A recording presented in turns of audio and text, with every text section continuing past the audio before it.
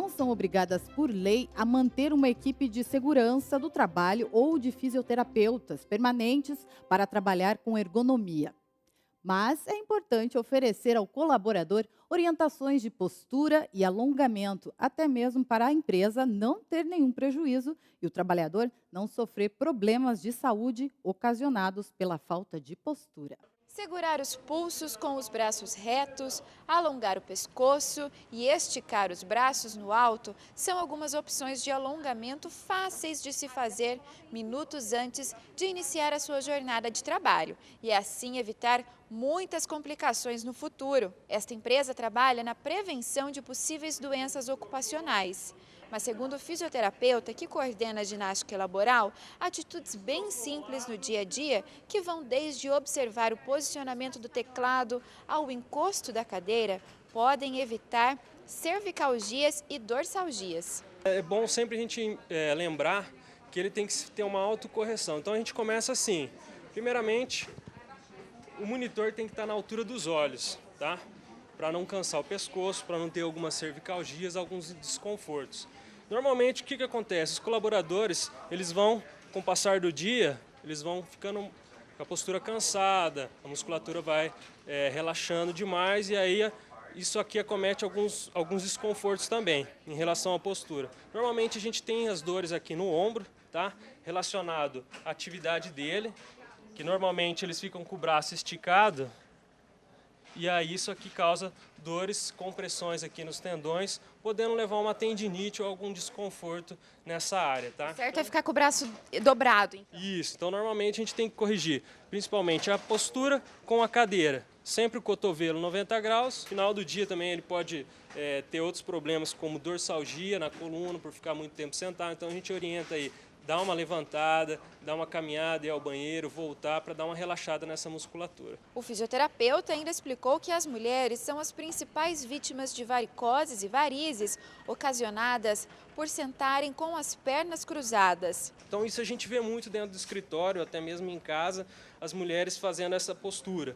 O que acontece? Compressão na articulação do joelho, ocasionando aí compressão nas artérias e veias, podendo ocasionar varicoses e varizes, tá? Então isso é incorreto aí na postura sentada. Então é sempre bom orientar, sentar da forma correta, com os pés bem apoiados e a utilização do apoio de pé. Então é importante também ter os equipamentos corretos aí para ter uma boa postura e uma condição melhor aí no trabalho. Além dos problemas já citados, os especialistas informam que a falta de postura no trabalho também pode gerar o estresse, ou seja, esse cansaço psicológico pode ser resolvido nas primeiras horas da manhã, para então o trabalhador ter uma boa jornada de trabalho. Disposta, né? A gente começa o dia bem melhor, para você encarar até o final do expediente, né? E é muito bom você fazer uma ginástica laboral. É muito bom praticar exercício físico e para a gente é maravilhoso. Importante prestar atenção em tudo isso mesmo.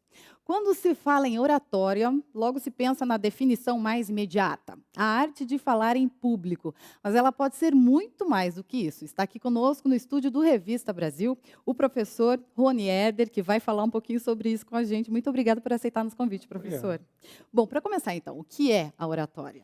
Como você retratou, e é até interessante falar numa emissora como a de vocês sobre essa arte, a arte de falar em público. A oratória, ela passou por alguns nomes, oratória, retórica. Lá nos gregos antigos, eles já utilizavam essa arte chamada creia, que eram os filósofos, eles tinham a ideia do convencimento. Eu teria que ter algum pensamento para convencer um outro alguém. Fale para que eu possa te conhecer, claro, não era isso? Claro. E nisso os próprios filósofos começaram a criar técnicas de convencimento. Olha só. Quando eu cito para vocês aqui que é importante salientar numa emissora como a de vocês, é importante destacar que grandes oradores, grandes professores de retórica, de creia, surgiram no berço da igreja. Olha só. Tem congregações que se dedicam exclusivamente a isso. Reparem, a grande maioria dos padres, eles num momento específico da missa, ele tem que utilizar da arte da homilia, que é a arte da oratória ali. E existem, por exemplo, os dominicanos. Os dominicanos são considerados os padres pregadores, por excelência. E na história da igreja, nós temos muitos padres aí que marcaram a sua vida pelas virtudes e pelo dom de falar em público. E hoje, como que ela pode ajudar a gente? Hoje, é importante manter esse paralelo. Eu tenho que saber, quando existem lá, as pessoas procuram os cursos de oratória, para que público que eu vou querer falar. Exatamente. Não simplesmente, eu tenho medo de falar em público. Ok, mas você quer falar para qual público? A fala, a escrita é direcionada específico para um receptor. Então, eu posso aprender as devidas técnicas, mas primeiro eu tenho que fazer a pesquisa de campo, que é qual é o meu receptor. E a partir desse momento, qual que é o meu receptor, é que eu vou utilizar as técnicas adequadas. Professor, a gente ouve muito isso na academia, na faculdade. Isso. Justamente por esse medo desse momento aí decisivo do estudante na hora da banca, né? Eu atuo nos bancos universitários, sou professor, e quando chega nesse momento de apresentações, TCCs, conclusão de curso, o aluno sente esse temor. Por quê? Eu tenho que, durante X período, desenvolver a habilidade do conhecimento. Eu posso falar muito bem, todos podem perceber, olha, ele fala muito bem, mas sobre o que ele falou, eu não entendi nada. Agora, se eu me preparo antes, e isso é o critério básico para a oratória, conhecimento. Tendo conhecimento, até a minha timidez pode ser colocada como um charme e uma técnica de oratória. Eu não tenho uma voz adequada, eu sou tímido, mas eu tenho domínio de conteúdo, checkmate. É essa a função da oratória. Eu tenho que trabalhar também com as minhas feridas, e dessas feridas serem a cura para o público que eu quero apresentar. Então, quando eu falo para os alunos, professor, eu estou muito nervoso para apresentar. Tem domínio do assunto? Os filósofos tinham uma parte importante que dizia o seguinte: quanto mais perguntas eu fizer, mais próximo da verdade eu estarei. Eu, como apresentador, como orador, eu tenho que fazer essas perguntas para mim. Se eu consigo dar as respostas, tenho domínio do conteúdo. Logo, eu vou falar bem. Claro que a prática como o próprio nome está falando, prática. Eu devo constantemente estar atuando nisso.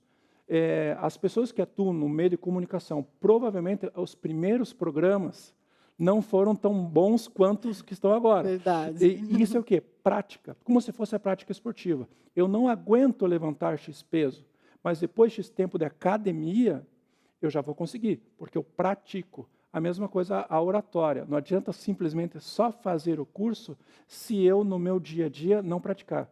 Voltando ao exemplo do aluno que está terminando o TCC. Termina o TCC, dá aquele alívio. Nunca mais quero fazer isso. Nunca mais ele vai praticar a oratória. E cada vez mais no nosso mundo, a comunicação ela é importante. A oratória não são mais aqueles discursos longos, são discursos curtos, que eu tenho que ter o convencimento, a sedução, com poucas palavras, com as vestes adequadas, com a minha voz adequada, mas principalmente trazer para o meu receptor, olha, o Rony está falando e eu percebo ali que tem conhecimento. Não simplesmente falar, olha, o Rony está utilizando de gestos. O gesto é uma ferramenta, é um canal, mas passou conhecimento? Passou. Esse é o objetivo da oratória. Então, Rony, ela não está totalmente relacionada com o público. Também. Veja só, quando eu dou uma aula de oratória para um advogado, ele tem um público específico. Para um aluno que queira fazer um trabalho de TCC, para uma pessoa que só tem a característica de ser uma pessoa tímida. Eu tenho que saber as características do aluno que quer aprender o curso de oratória e para quem que ele vai atuar. Por exemplo, eu quero fazer programa na televisão. Então, eu tenho que ter voz adequada, postura adequada, que vai ser diferente, de repente, para um professor. Ele vai ter a possibilidade de andar falando, coisa que, de repente, um exemplo aqui, você não vai poder ficar andando muito no programa. Então, são habilidades de retórica específico para o público, específico para o meio que você está. E isso o professor de oratória ele vai ter que angariar do aluno. Qual que é o teu meio, qual que é o teu público, para que foco que você quer falar. Campanha política. Logo, logo nós teremos os candidatos apresentando seus discursos. Sim. Eles vão ter variação de discurso para o público e o tempo de discurso. O discurso de tal político no começo de campanha é bem diferente do final de campanha. Por quê? Foco para aquilo que ele quer buscar. Tá certo então, professor. Dicas preciosas, especialmente para a gente aqui. Muito obrigada. Que é isso. O Revista Brasil termina aqui. Muito obrigada pela sua companhia. Até amanhã.